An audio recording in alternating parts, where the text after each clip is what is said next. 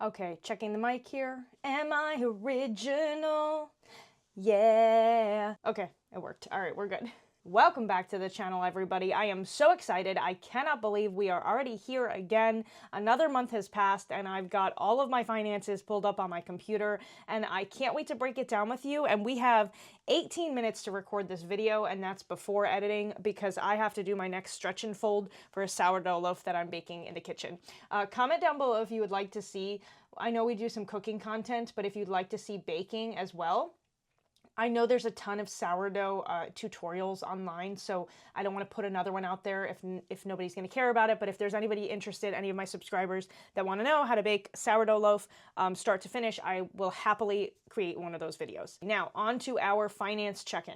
If you're brand new here, in September of 2025, we started on our journey to pay off all of our debt. So that is all of our debt except the mortgage we have on a rental property in Florida. On September 26, 2025, we started at $79,804.49. And I've been posting here every month at the beginning of the month a check-in. And I'm sorry that this is the second video to come out this month, but I had that Pinocchio's Pantry video in the kind of lineup and I didn't know when to post it. And I felt like if I posted this and then that, it would be like even further from Christmas. So I'm sorry, this is like a week after the 1st, but I am shooting this right before the 1st of January. And so the intention is this is the January check-in for how we did in February. Let me just say that overall on paper, and I'm sure I put it as the thumbnail title so that I could get people to click on this video, sorry, it looks really, really good. We paid a total of $7,557.81 in 1 month. That number seems astronomical. The reason is because if you've been following our journey, we actually got our refund for a warranty cancellation on our RV. So that loan has changed drastically and a majority of it was because of that warranty refund. So complete honesty here, as of January 1st, our total debt is now $66,191.69. And I'm going to break that down for you here in a moment, what's left and what we're planning on paying off next. But again, just to reiterate, we paid a total of $7,557.81. $5,212.84 of that was the RV warranty refund. And then $2,344.97 was our own money that we paid towards debt. Not bad for Christmas, but also not where we wanted to be. If I'm being completely transparent, we overspent for Christmas. I mean, like shot past like $600-700 over budget. And I think the reason that happened was because I purchased gifts for my friends and family and for Mike. And then instead of, hey, babe, this is kind of our budget, he just started buying things for me for Christmas and suddenly the bill shot up and I was like, where did all of this come from? Some of it may have been impulse spending on Amazon, which is something that I'm cutting out for 2026. I really don't know. When it comes into our budgeting app, we use EveryDollar. I really can't tell what's a purchase for Christmas versus just a purchase on Amazon. So I'm thinking some of it was not actually Christmas gifts, but just other things I bought for the house that kind of got stuffed under the Christmas budget because it was on Amazon. And again, I want to be completely transparent. We're not all perfect. I did spend a little bit of money on 2 of the credit cards that we had previously paid off in earlier videos. So let's look at a breakdown of the complete numbers. And I'm going to sit on this side of the camera so I can just put them right here. We have our Kohl's credit card. I ended up charging $87.25 on that card. My reasoning was that I had a 40% off coupon that I never used. Coupon? That sounds right. I had a 40% off coupon that I never used. When I opened that credit card in September, the young man who checked me out forgot to apply it. So I went into Kohl's to get some Christmas gifts for Mike. I ended up asking, can I use the 40% off? And they said yes, but I would have to use the credit card to get that 40% off discount. So I used that credit card. It'll be paid off in a heartbeat in January, no problem. That's $87.25. And then we did do some spending on Amazon. I really have to disconnect the credit card that's attached to this account. I previously posted a video that I disconnected our debit card and that was a big step for me. But then of course, after Christmas, I looked up some shelving that we needed for the kitchen, and instead of having my father-in-law and Mike build the shelves for my baking area, and maybe I'll post a picture here and show you what that looks like, I decided to go ahead and order these pre-made shelves on Amazon, so it would be much easier to just install, and they're adjustable and they'll fit pretty well in that space. So I ended up putting the credit card back on the account so that I could buy those shelves. And those shelves were only like $65. I was planning on paying it right off. And then of course what happens? Oh, I really could use this and that and that. And suddenly I have 4 Amazon packages coming to my house. Now, were some of these totally utility purchases that are useful? Yes. I bought a dish rack for over our sink because we have to hand wash dishes. We don't have a dishwasher. And I bought a lamp for the living room that we've been looking for a couple months. But overall, it's that Amazon account and that credit card that really get me with impulse spending. So after I shoot this video, I'm actually going to go and disconnect that credit card so that really, truly, no more spending on Amazon. We are now in 2026, and part of our low buy year was that we were not buying on Amazon. And if you haven't seen our video on our low buy plan for 2026, I will link it above here so you can see that too. Okay, so those were the 2 extra spending that we did after I had gone and paid down some of our debts. So here's what the rest of it looks like. We have a loan by Lightstream, which is now down to $2,184.32. I'm super proud of this one because going back and looking at the December 1st video, I think it was about $3,500. So we did make a good dent in this payment. Our next one is our Citi personal loan. This has $13,623.45.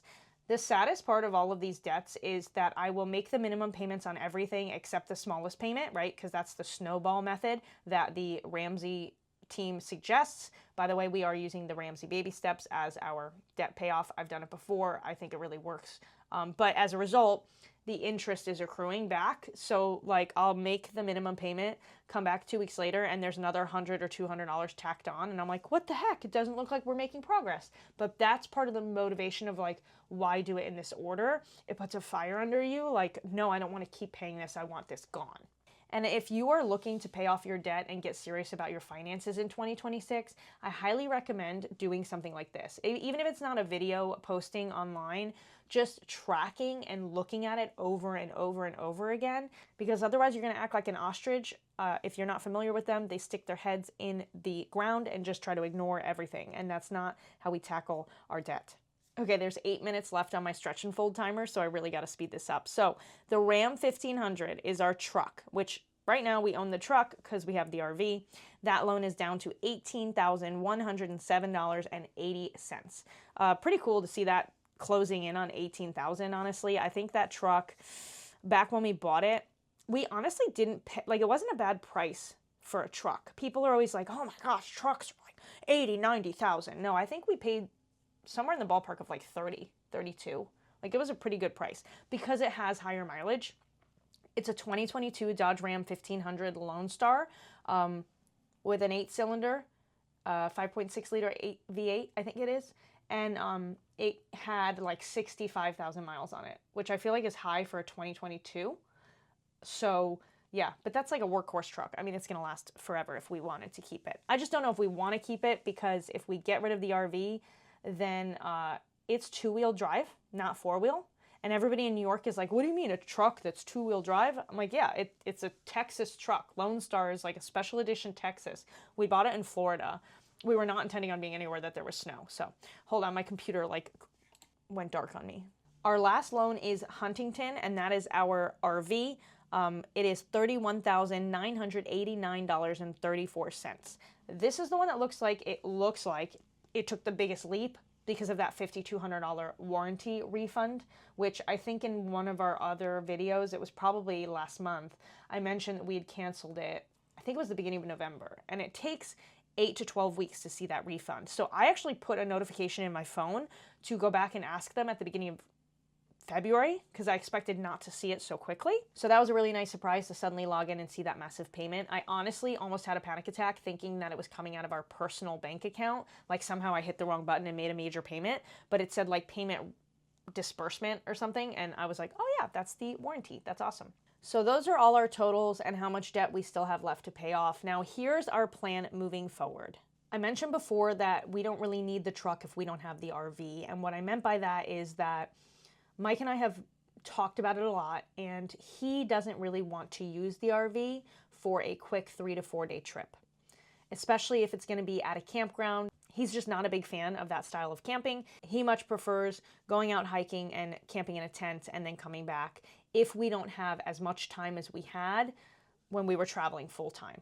That is not to say anybody who owns an RV here is doing it wrong, right? We're all entitled to our opinions. I think I would use the RV, but I'm also not going to use it by myself when I'm married and we have 2 dogs and I want to spend time with my family, right? I mean, I can go camping with my extended family, but if my husband's not with me, it's not as fun. So we talked about it. We have determined that we would like to pay it down so that we can put it on consignment. Now, consigning it means we're losing a really big chunk of money. If you've never owned an RV before and you don't know anything about them, they take the biggest depreciation in the first 2 years of ownership. So I'm talking 10 grand. Yes, you heard me. $10,000 from what we owe after the warranty refund to the amount that the company is willing to consign for us so that they can sell it. Why is it so much? Because they're going to turn a profit. We could hold on to the RV and try to sell it ourselves, but it's January in New York, and I don't really feel like posting it on Facebook and trying to get an extra couple $1,000s. I'd rather just say, hey, take it, sell it for us, done with, and then they can pay off the rest of the loan, and we don't have to worry about that payment anymore. Keep in mind that's also going to save on our insurance, and possibly we could trade the truck in for a smaller 4-wheel drive vehicle that works for us in the snow up here in New York. So the plan is to take out a loan for that difference because obviously we don't have 10 grand on hand. So that's probably what I'll be working on in January, and hopefully by February 1st, I can come on here and say at the very least that we have paid it down and put it on consignment, and then ideally it sells by March. But I also recognize working in RVs that it's a slow market right now for the winter up here in New York. So it might not move till May. I'm not really sure. And we have to keep making those minimum payments and keep paying on the insurance until it sells. But at least it'll be one less thing to worry about. And once it's paid off and sold, that's going to drop our total debt by $22,000, something like that. So it's a big chunk that it's going to relieve us of having to eventually pay off when we get to that loan. A couple of other points before I wrap this up. We did get a bunch of scratch-offs for Christmas, and I never, ever, ever, ever will buy scratch-offs or lotto tickets. I just don't believe in that kind of stuff. I guess my in-laws' tradition is to give each other scratch-offs on Christmas, and so we got a bunch of scratch-offs, and we actually won $224 in scratch-offs. One of them popped like times 10 win this prize, and it was a $20 prize, so we got 200. Another one we won $20, and then the last one we won $4. So that was kind of fun seeing that and being like, oh shoot, we won $224. But, and I say but, and it's a really big but, that came on the heels of getting a phone call from my property manager in Florida letting me know that there was water in the spare bedroom next to the second bath in our rental. Yeah, so Christmas Eve morning I was told there's a huge leak in my rental property. And that's what comes with being a landlord, right? It's going to happen and it's your responsibility to pay for it. So as soon as I found out that news, I kind of held off on paying down the Lightstream loan. I had just been paid on the 25th and I was going to apply like $1,500 to the Lightstream loan. And then I decided, hold up, let me just hang on to it a second and see how much this repair is going to cost. Thank you, God. Byron from Blessed Brothers has been our handyman for years down in Orlando, Florida, and he's fantastic. He came in 2 days later. He did the repair. He installed a panel for easy access in case something happens in the future, but we had to spend $625 on that bathroom repair for our rental property. So this is what happens is you have ebbs and flows with money, right? On the one hand, we got the warranty refund. On the other hand, we overspent for Christmas. Then we won some money from our scratch-off tickets. Then I ended up having to spend money on the rental property. It's going to be really hard if you create a plan and then you're like, it has to go exactly according to plan. Have you ever heard the phrase that we make plans and then God laughs? It absolutely applies here. It's funny, I actually just watched some content on YouTube the other day where this woman was talking about her budget and she was explaining she had like 2 columns to the budget. She had what she thought was going to come in for the month for income, so estimated income, and then she had actual income. Because things happen. And you have to remember, if you don't do it perfectly, not to give up. Because that's what I used to do all the time. And I refuse to do that this time around. I refuse. I'm not giving up. I'm not going to get lazy with it. If I make a mistake, I've made a mistake. I'll acknowledge it and move forward. But I cannot sit and allow myself to keep going backwards in my mind by racking up more debt or not addressing my debt, because I can't be perfect with paying it off, right? If it's not to the penny, that's how I used to be. I used to be very like, everything was, and and now I'm learning to take it easy. So that being said, super, super proud of us this past month. I cannot wait to come back and tell you our progress as of February 1st. It would be really cool if we could put the RV on consignment and it's sold by February 1st, but I highly doubt that's going to happen because I think it's going to take a couple weeks to get the paperwork in order and get the loan figured out and all of that jazz. That's all I have for today. Thank you so much for watching this video. If you like this kind of content, please hit subscribe and comment down below for the algorithm. And I gotta go do my last stretch and fold before I let this sourdough bulk ferment. And I also gotta take the other one that's already bulk fermented and put it for the cold proof in the fridge. So, see you later. Oh yeah, and Happy New Year.